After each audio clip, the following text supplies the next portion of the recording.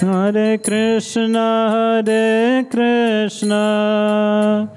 Krishna Krishna, Hare Hare, Hare Rama, Hare Rama, Rama Rama, Hare Hare.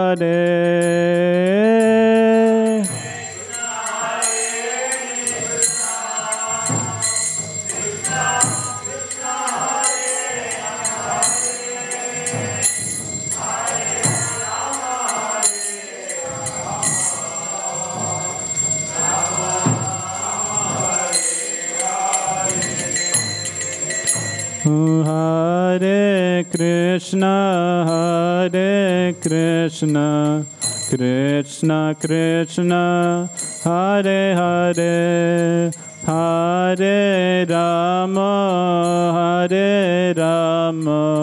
Rama Rama, Hare Hare.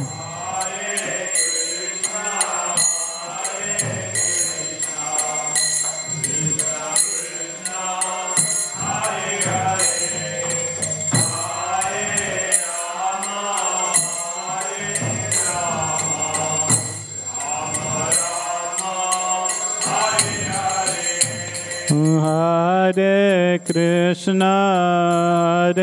Krishna, Krishna Krishna, Hare Hare, Hare Rama, Rama Rama, Hare Hare.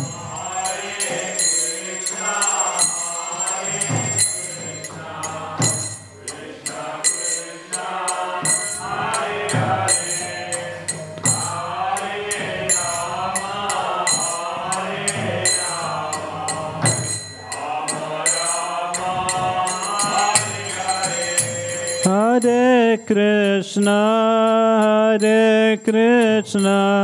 Krishna Krishna, Hare Hare, Hare Rama, Rama Rama, Hare Hare.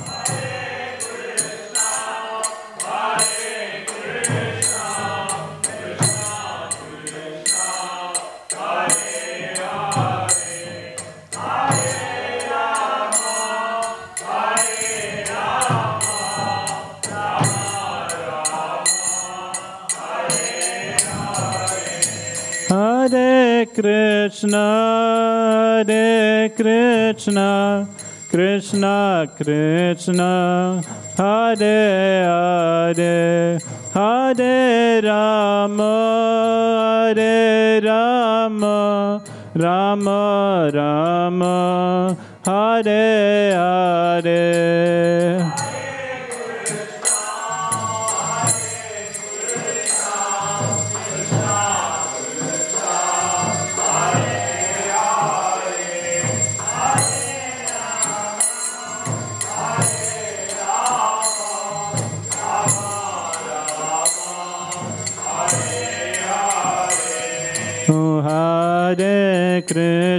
Hare Krishna, Krishna Krishna, Hare Hare,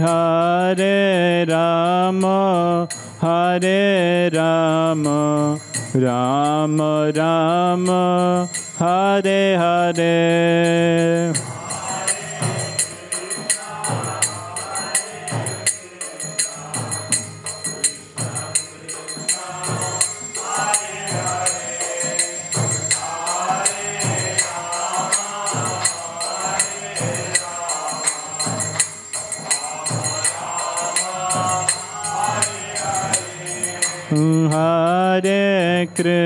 Hare Krishna, Krishna Krishna, Hare Hare, Hare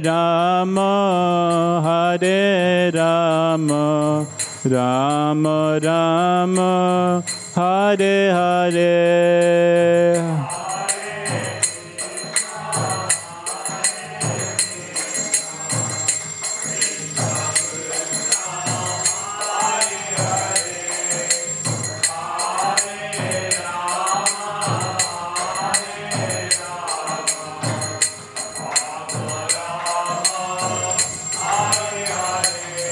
Hare Krishna, Krishna Krishna, Hare Hare, Hare Rama, Rama Rama, Hare Hare.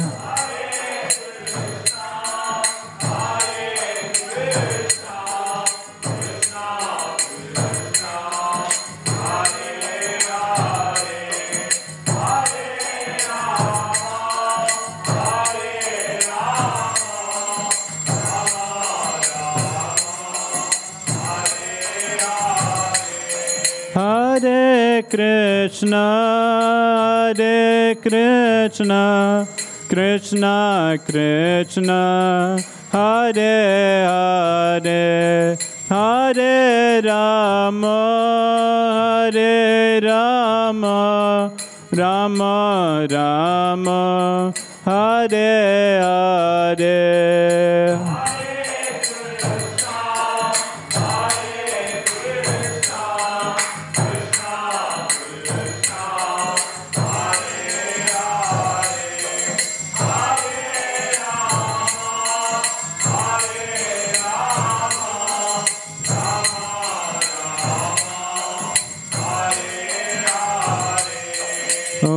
Hare Krishna, Krishna Krishna, Hare Hare, Hare Ram, Ram Ram, Hare Hare.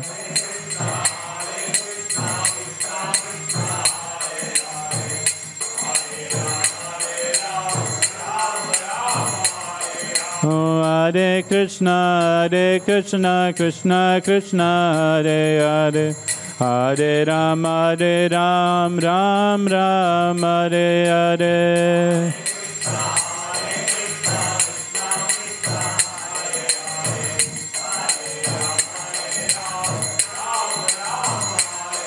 Hare Krishna, Krishna Krishna, Hare Hare, Hare Ram, Ram Ram, Hare Hare.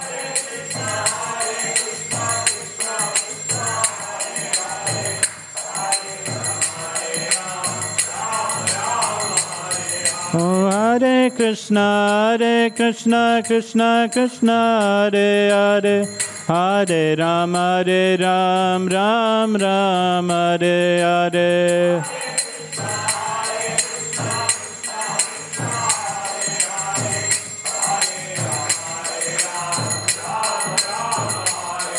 Hare Krishna, Krishna Krishna, Hare Hare, Hare Ram, Ram Ram, Hare Hare.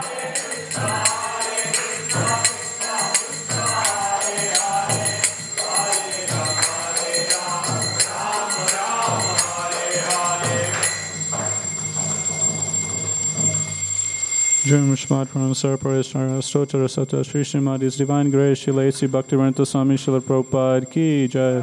ISKCON Founder Acharya Bhakti Founder Acharya Raguru Srila Prabhupada Ki Jai.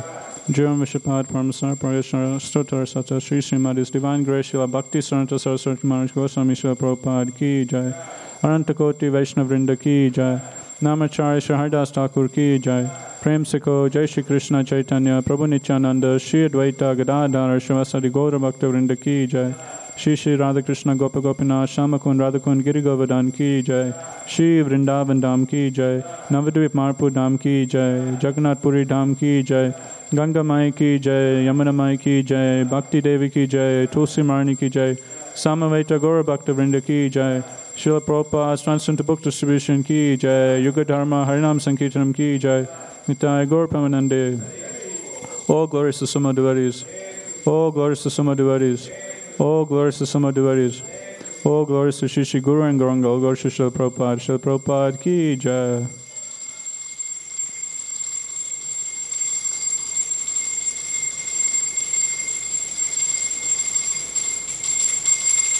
Om Namo Bhagavate Vasudevaya. Om Namo Bhagavate Vasudevaya. Namo Bhagavate Vasudevaya.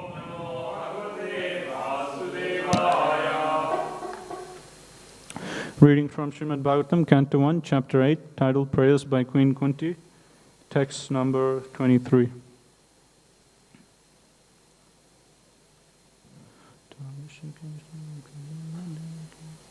Yata Rishikesha Kalena Devaki. Yata Rishikesha Kalena Devaki. Kamsena Ruddhati Chiram Sucharpita. Kamsena Ruddhati Chiram Sucharpita. Vimochitaham cha sahatmaja vibho. Vimochitaham cha sahatmaja vibho. Tvayeva natena muhur vipadganat. Tvayeva natena muhur vipadganat.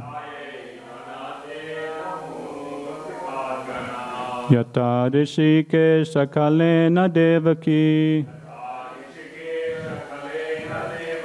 Kamsena Ruddhati Chiram Sucharpita. Vimochitaham cha sahatmaja vibho. Tvayeva natena muhur vipadganat. Yata Rishikesha Kalena Devaki. Kamsena Ruddhati Chiram Sucharpita. Vimochitaham cha sahatmaja vibho. Tvayeva natena muhur vipadganat. Yata Rishikesha Kalena Devaki. Kamsena Ruddhati Chiram Sucharpita. Vimochitaham cha sahatmaja vibho. Tvayeva natena muhur vipadganat.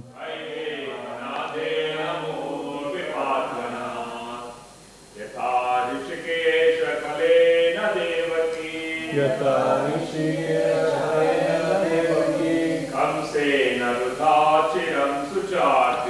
Kamsena Ruddhati Chiram Sucharpita.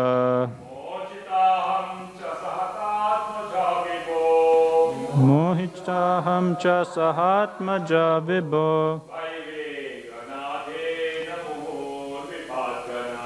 Tvayeva natena muhur vipadganat. Yata Rishikesha Kalena Devaki. Kamsena Ruddhati Chiram Sucharpita. Vimochitaham cha sahatmaja vibho. Tvayeva natena muhur vipadganat. Matajis.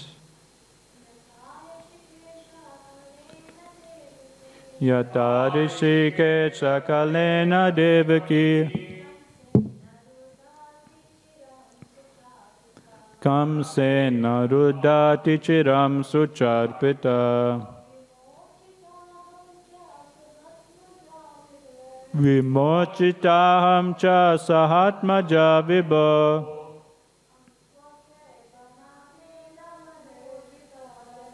Tvayeva natena muhur vipadganat. Word for word translation. Yata, as it were. Rishikesha, the master of the senses, Kalena, by the envious, Devaki,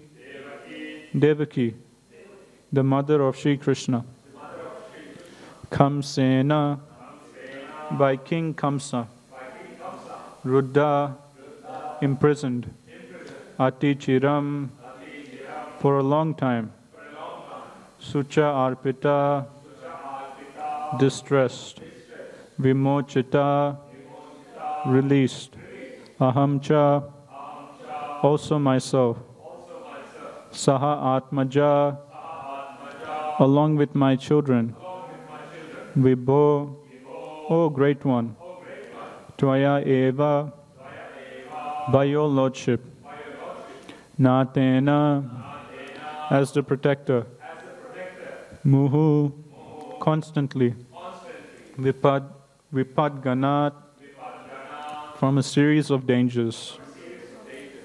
Translation and purport by His Divine Grace, Srila A.C. Bhaktivedanta Swami Srila Prabhupada Ki Jai. Translation: O Rishikesha, Master of the Senses and Lord of Lords, you have released your mother Devaki, who was long imprisoned and distressed by the envious King Kamsa, and me and my children from a series of constant dangers.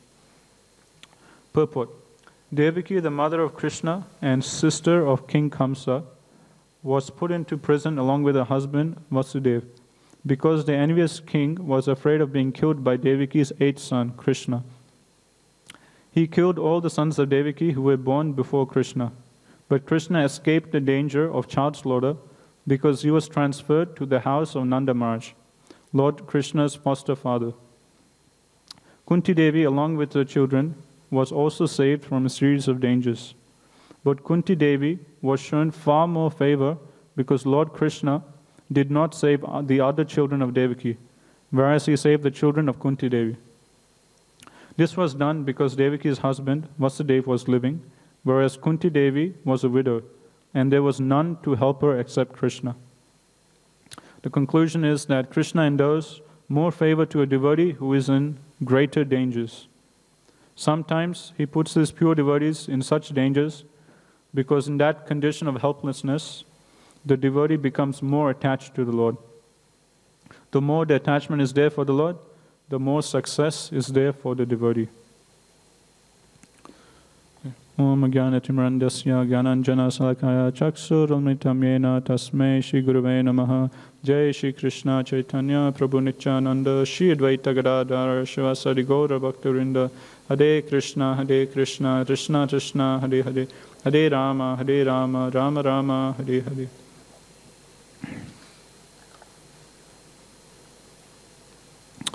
Hare Krishna, everyone. Thank you for coming to Srimad Bhagavatam class today.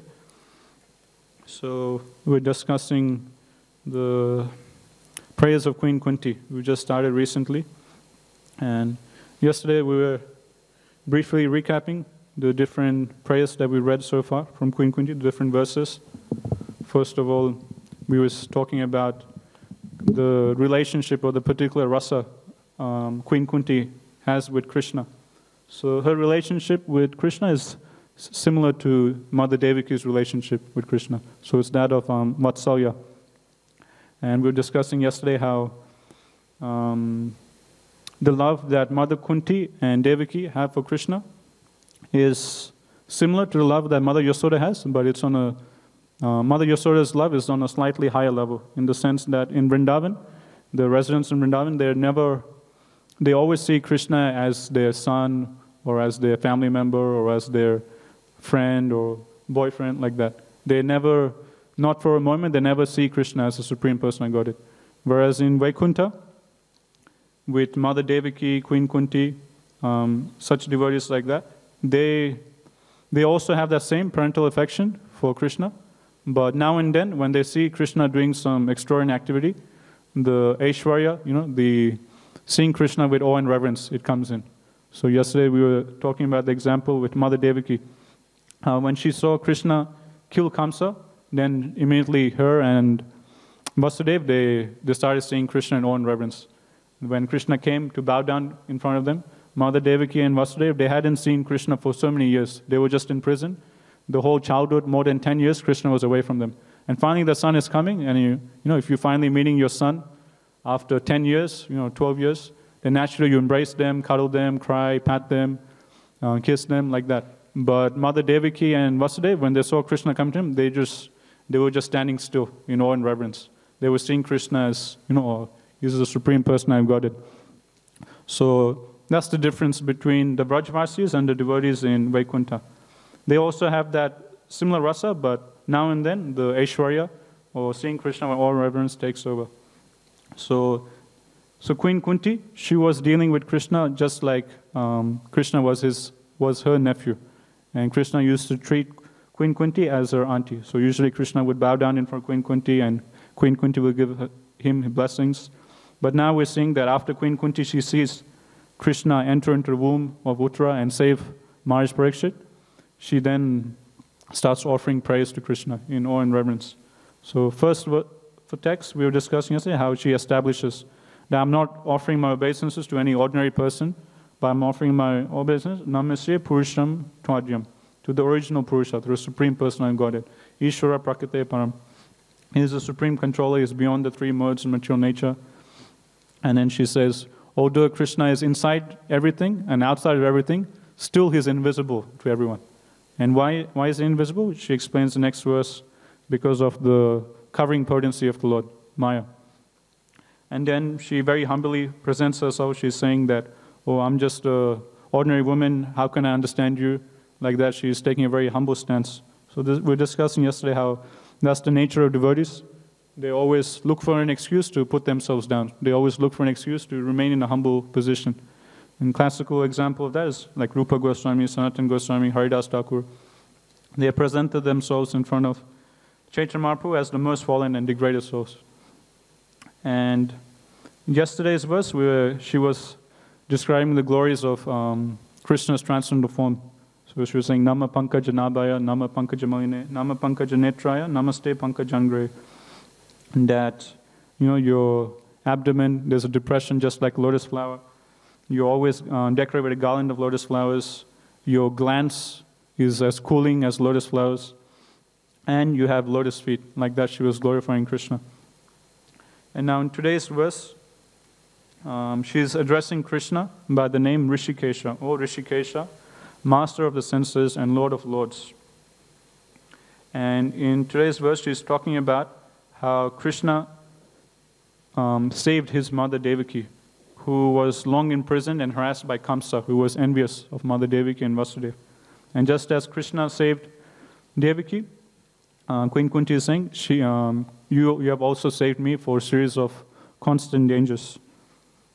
And I was listening to a lecture by Prabhupada on this verse, and he was explaining how he was basically talking about the nature of this material world. He was saying that the nature of this material world is that, padam padam yad vipadam, that at every step there is constant danger. At every step we have to go through trouble, anxiety, so much distress and suffering.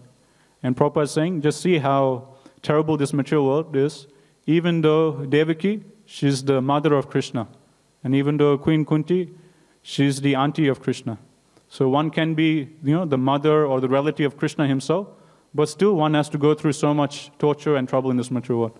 So if that's the case with, the relatives of Krishna, then what to speak of us, So like that Prabhupada is explaining. And what happened to Mother Devaki? She was, she's Krishna's mother, and she's coming from such great heritage. She's the wife of Vasudeva. Everything in her life is like going perfect, And she's just got newly married, and she's going to Vasudeva's place. And Kamsa, Devaki's brother, he's driving the chariot with great affection, Bhagavatam explains, for his sister.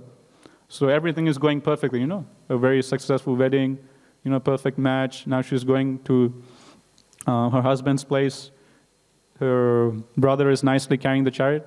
But immediately, when the Akashvani comes, when the voice from the sky announces that the 8th child of Devaki will kill you, Kamsa immediately, he takes out a sword and is ready to kill Devaki. So this is the nature of material world, that even though you could be Krishna's mother and everything will be going nicely, next moment, your own brother is just standing right next to you, ready to chop off your head. So that's how Prabhupada is explaining. And same thing with Queen Kunti, She's she's coming from such a great background. She's married to King Pandu. She has such great elevated sons. And she's a pure devotee, and all of her children, they're all pure devotees. They're all eternal associates of Krishna. And same Queen Kunti and the 5 Pandavas, they also participate in Chaitanya Leela also. So King Pandu, he's Bhavananda Roy in Lord Chaitanya Mahaprabhu's pastimes. Arjuna, he comes as Ramananda Roy. And then there's, and then I forgot the other names of the Pandavas. But, so they're all eternal associates of Supreme Lord, but still they go through so much pain, so much torture. So Prabhupada is saying that if this is the case, even with Krishna's pure devotees, even with Krishna's parents, Krishna's most dear relatives, then how much more should we be careful, So Prabhupada is saying we shouldn't be so discouraged when different troubles come in our life, This is the nature of this material world. At every step, one problem or another will come. One moment, everything will going perfectly. Next moment, your own brother will be there with a sword ready to chop off your head. So you never know, what's going to happen. So Prabhupada is saying we shouldn't get discouraged, but we should take courage instead from these pastimes by seeing how these pure devotees, even though they faced so many troubles, still they, had faith in Krishna, they took shelter of Krishna, and Krishna protected them. So in this way, Prabhupada says, instead of getting discouraged, we should always have faith and take courage from these pastimes. And at the same time, we shouldn't have a, like an illusory picture of the material world. Like this material world is a place of suffering, dukkaya sasvatam. So suffering will be there, anxieties, troubles, problems will come. But we should just see Krishna's hand in everything, take everything as Krishna's mercy, and move forward.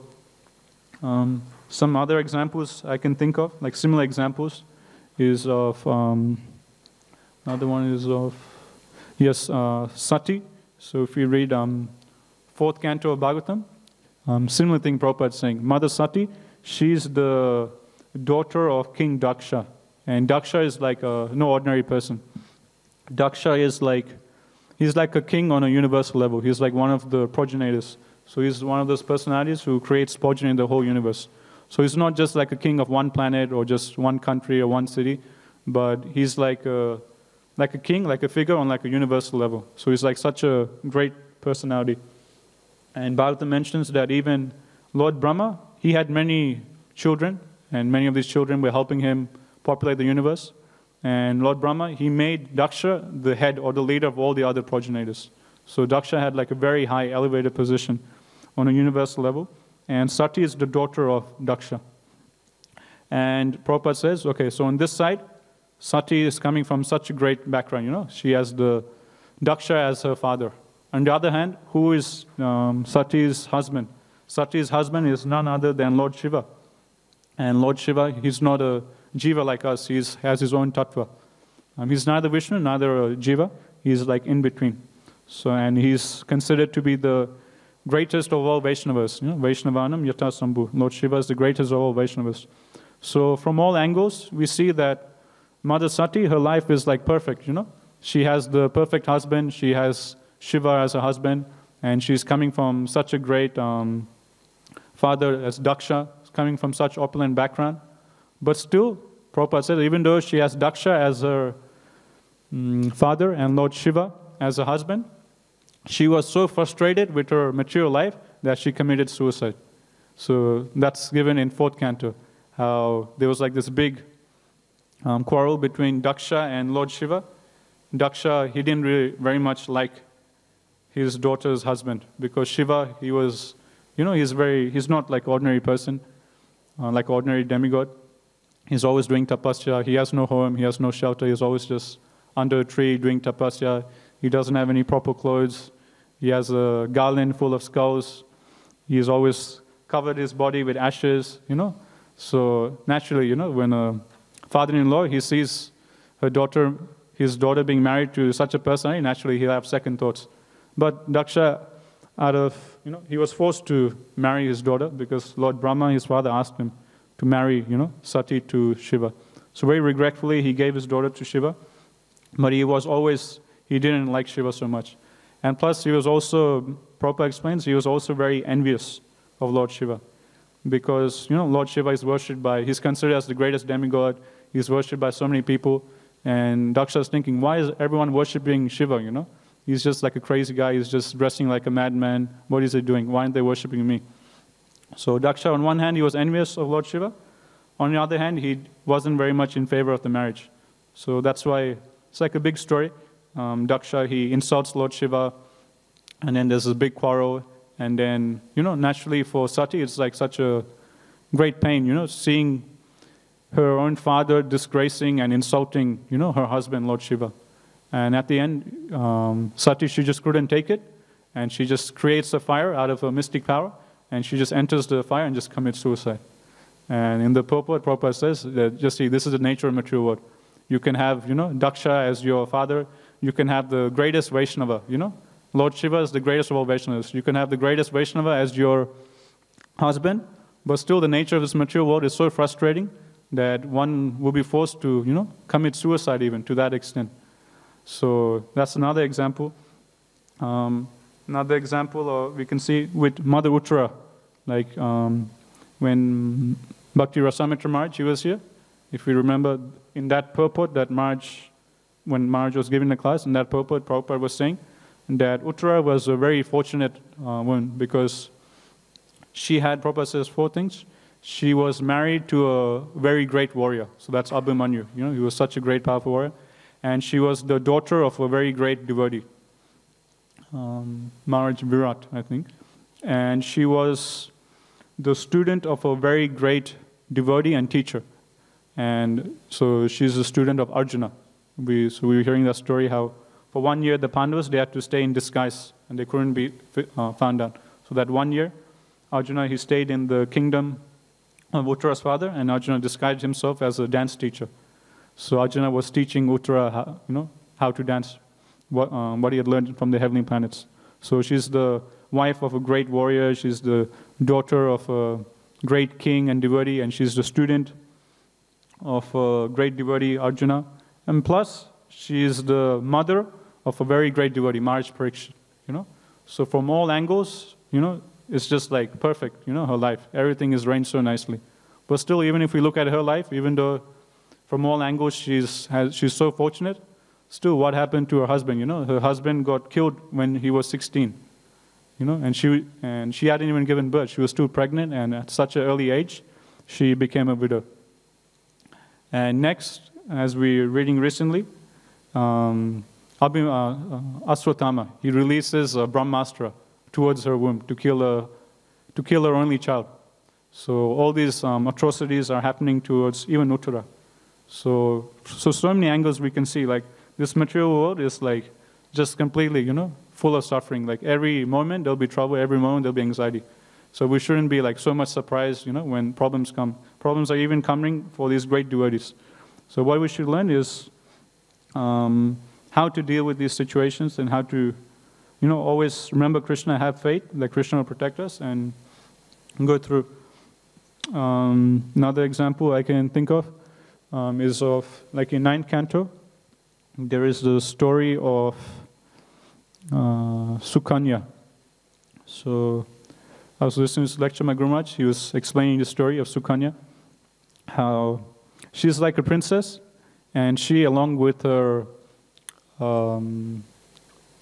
father's like a great king, and her father, along with some ministers and, you know, some associates, he's taking her daughter out, you know, for a walk in the forest.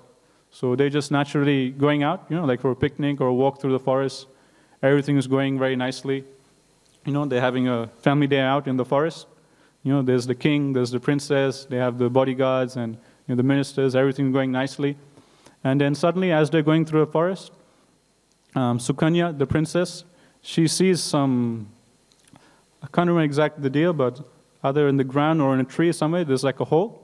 And in the hole, she sees some living entity squiggling and, you know, some glowworm or something like that. And she gets curious, you know, naturally she gets curious and like, what is this thing? And she goes and she puts her finger through that hole and she pokes that particular living entity which is in that hole. And then immediately like blood starts coming out. And then next thing they know, all the different, the king and all of his ministers and all the different guards and soldiers, they all start experiencing constipation. They can't pass stool, urine, and like this, they're going through great bodily discomfort. And they don't know, like, what's happened, like, why is this suddenly just happening? So all of them are like in this great bodily distress. And then immediately the king, he's like so, like Prabhupada says, he's like so sharp and intelligent, the king. Immediately he realizes, okay, this problem is happening to us. That means a Vaishnava must be offended. That's why this material distress is coming to us. Otherwise, how could it just happen suddenly? Definitely something, somehow or other, we must have offended a Vaishnava or a devotee of the Lord or a Brahmana. That's why this problem is happening. And so then she asked her daughter, what did you do? And then the daughter explained, no, I just poked my finger, in this hole, and then there was like this living entity and blood started coming out. And then the king immediately, he realizes that, okay, maybe some saintly person or something is hiding here. Then he goes there and he prays, offers praise, asking apology. And then, then Bhagavad explains, then the rishi, actually that living entity that was hiding in the hole was like a great rishi or like a brahmana or like a great sadhu. And he was just hiding in disguise in that hole. So when she poked her finger, she caused harm to this rishi, and that's why, as a result of that offense, all of them, they had to go, they couldn't pass through urine, and they had to go through this bodily discomfort. So then the king, he started, begging apology, please forgive us, please forgive us. Sorry, my daughter, she didn't know what she was doing. She doesn't know that you're a rishi, and that's, you were hiding in here. Out of ignorance she did, please forgive us. And then the king said, please ask whatever you want, I'll give you, just to pacify the rishi. And this rishi, he was like a very old rishi. He was like, like very, very old, gray hair, and his whole body was wrinkled, and, his teeth was falling out, so he was a completely emaciated, very ugly looking rishi. And when the king asked, just to pacify this rishi, please ask whatever you want, please forgive us from the offense, the rishi, and my Guru Maharaj mentioned, the rishi hints at the king. Is your daughter married? Like that, he asks the king, and then the king immediately understands, okay, he wants my daughter in marriage. So then king immediately says, okay, you can have my daughter. You can take her as your wife.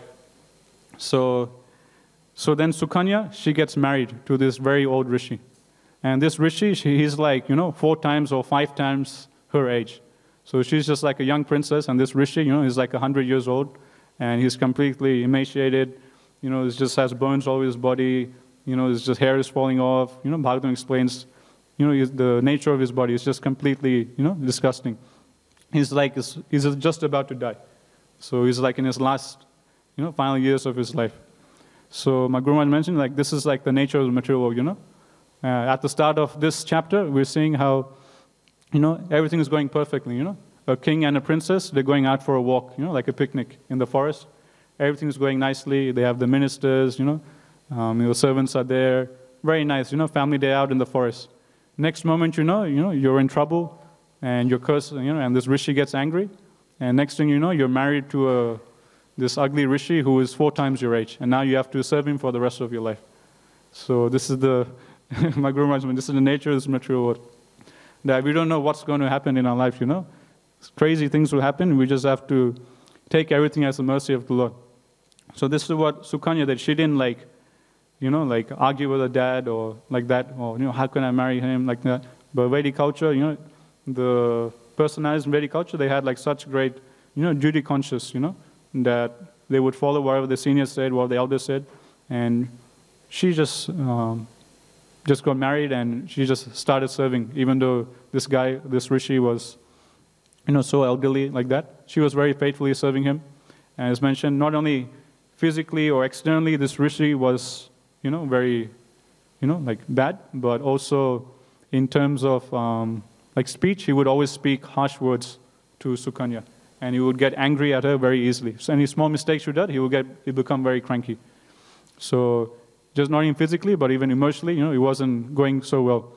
But still, she's tolerated everything. And in the end, it ends up being a happy story, because there's like a big story. They somehow or another come in contact with Aswini Kumaras, and then the Aswini Kumaras, they make this elderly rishi a young man again. So then everything's fine in the marriage. So, but the main point is that, like, difficulties will come, troubles will come, Prabhupada says, but we just have to take it as a mercy of the Lord, and that's what we're seeing, with Queen Kunti, Mother Devaki. they weren't accusing Krishna, Krishna, we're your pure devotees, we have no material desire. Still, how come you're giving us so much trouble, No, they're just seeing everything as mercy of the Lord and constantly they're remembering the Supreme Lord. So much so, it's, later on Queen Kunti, she will pray that let all these miseries come again and again, because whenever we're in trouble, whenever we're in misery, we always think of you with greater intensity. And that's what Prabhupada is saying in the purport. Prabhupada is saying that Krishna, he showed more favor to Queen Kunti than he did to Mother Devaki. So even though Devaki is Krishna's mother and Kunti is just Krishna's auntie, still Krishna showed more favor to Queen Kunti. How come? Prabhupada says, because Krishna, he didn't save all the children of Mother Devaki. So all the first 6 children of Mother Devaki, they all got killed. And Krishna, he didn't save.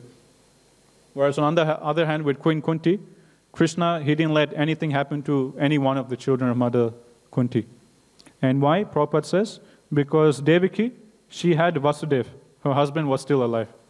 Whereas Queen Kunti, she was a widow. She didn't have her husband alive. So because Queen Kunti was in more danger, Krishna gave her more mercy. So Prabhupada, he is quoting this verse from Bhagavad Gita, that verse, Ye yatamam prapajante tamsate bhajamiham mama vatmanu matante manishapat sarvasam, that as all surrender unto me, I reciprocate with them accordingly. So to the degree where we surrender to Krishna, to that degree Krishna will reciprocate. So Prabhupada is saying that Krishna, the conclusion is that Krishna endows more favor to a devotee who is in greater danger. So the more greater the danger we are, the more mercy will get shown from Krishna. That's why Queen Kunti, she was shown more favor, because she was in greater danger, because she didn't have a husband around, whereas Devaki, she had her husband around. That's why Krishna, he gave more favor to Queen Kunti. That's why, from this we can understand why Queen Kunti, later on she is praying, please let all these miseries, dangers come, because the more dangers that come, more suffering that comes, the more Krishna will endow favor, the more mercy Krishna will give. That's why, it's explained that, when we go out and we preach, do outreach, distribute books, do Harinam, we're putting ourselves into greater risk, greater danger. Because if we just sit in the temple, then it's like very cozy, nothing will happen. Everything's very hunky-dory. But whenever we take one step out and preach to another person from outside, we're taking a risk, The risk is that, a false ego will get better. Sometimes you try to preach to someone and, they reject you, then it's like a big blow for a false ego. So, because the preachers, the persons who go out, do Harinam Bhakti, because they take that risk, that's why Krishna, he gives more favor to those devotees. So, that's why Prabhupada says the fast track in spiritual life is to go out and spread this message of Lord Chaitanya. So, those devotees who go out and take that risk, and go out to distribute this knowledge, they'll get more favor from Krishna because they're taking that risk, that danger. And as Prabhupada is saying, Krishna endows more favor to a devotee who is in greater dangers. And then he says, sometimes he puts his pure devotees in such dangers because in that condition of helplessness, the devotee becomes more attached to the Lord. The more the attachment is there for the Lord, the more success is there for the devotee. So this is one way, one lesson we can take is how to deal with it when we come across different dangers. So Prabhupada is saying dangers are an opportunity to become more attached to the Lord, to develop more of that helpless mood, Because Prabhupada says, like few main instructions Prabhupada gave for chanting. One is that Prabhupada says in CC that we should chant with attention. We should hear each syllable very clearly, and we should chant, pronounce the mantra very clearly. So each syllable we should pronounce clearly, and we should listen very attentively. Another instruction Prabhupada gives is regarding the mood in which we should chant. So Prabhupada says we should chant in the way that a baby is crying out for his mother. So just like a baby is like very helpless, all it knows is his mother. And in a helpless way, the baby is crying out for his mother. So in the same way, when we chant the holy name, Hare Krishna, Krishna Krishna, Hare Hare, Hare Rama, Rama Rama, Hare Hare. So in the same way, when we chant the holy name, Prabhupada says, we should cry out with that same helplessness of a baby crying for his mother. And it's very hard to, to artificially develop that mood, Or to chant attentively, you can force your mind, to concentrate and chant very attentively. Okay, I have to hear each syllable. Okay, when you catch your mind wandering, you can catch and bring it back. So To chant attentively, it's, we can force ourselves to do it. But to develop that mood of a baby crying for his mother, it's like very difficult. You can't just externally and mechanically develop that mood. Unless we naturally, genuinely feeling that helplessness, it's very hard to chant in that mood. So that's why we should always, whenever difficulty comes, we should see that as an opportunity to cry out or chant the holy name with more, with more of that mood of helplessness, and try and develop more attachment for Krishna. And last line, Prabhupada said, the more attachment is there for the Lord, the more success is there for the devotee. So, yeah, many times Prabhupada says, that the way we judge our advancement in spiritual life is by how much attachment we have for Krishna and how much detachment we have from, sense gratifying, material enjoyment. Prabhupada says, just like when you eat, you eat and you taste nice prasadam and you naturally feel satisfied, You don't have to get a certificate from someone else, oh, I'm feeling satisfied. No, you naturally yourself realize, that, yes, I'm feeling satisfied, this is nice prasad. So in the same way, Prabhupada says, you don't have to go around or get a certificate from another person, oh, this devotee is a big devotee or he's a very nice devotee. You yourself can analyze, how you're progressing by seeing how much attachment you develop from Krishna and how much detachment you have from, a mature desire, sense gratification. Okay, we're just on time. I'll stop here. So mainly today we were discussing about the nature of this material world, that problems will come, suffering will come. This material world is a place of suffering, padam, vipadam. That Prabhupada is saying, that, even if you're the mother of Krishna, even you're the auntie of Krishna, still, you'll go through a problem. One time you'll be, nicely enjoying, going on a chariot to your husband's place. Next moment, your own brother will be ready to chop off your head, And we're seeing with example Mother Sati, she has the greatest Vaishnava as a husband, but still she was so frustrated with her life, she committed suicide. And we talk about Sukanya. One moment she's going nicely in the forest, enjoying family day out with her father. Next moment, she's married to this very old rishi, who is 4 times her age. So we never know what will come in mature life, Any moment, things will change.